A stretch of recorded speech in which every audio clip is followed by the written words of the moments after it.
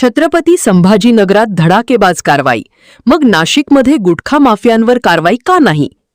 अन्न व औषध प्रशासनाचे आयुक्त तुकाराम मुंडे यांच्या मार्गदर्शनाखाली छत्रपती संभाजीनगर येथे गुटखा माफियांविरोधात मोठी कारवाई करण्यात आली। या कारवाईत तब्बल 49,94,528 रुपयांचा मुद्देमाल जप्त करण्यात आला।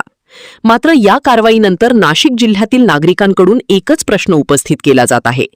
छत्रपती संभाजीनगरात कारवाई होते, मग नाशिकमध्ये गुटखा विक्री करणाऱ्यांवर अशी धडक मोहीम का दिसत नाही?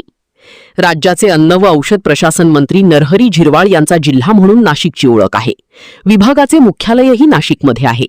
असे असताना शहर आणि जिल्ह्यात अनेक ठिकाणी खुलेआम गुटखा, सुगंधित तंबाखू आणि प्रतिबंधित पदार्थांची विक्री होत असल्याच्या तक्रारी वारंवार समोर येत आहेत।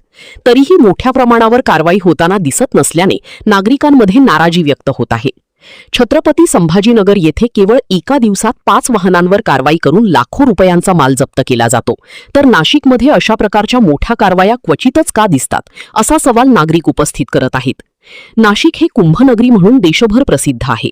आगामी कुंभमेळ्याच्या पार्श्वभूमीवर शहराची प्रतिमा स्वच्छ आणि व्यसनमुक्त ठेवण्याची जबाबदारी प्रशासनावर आहे।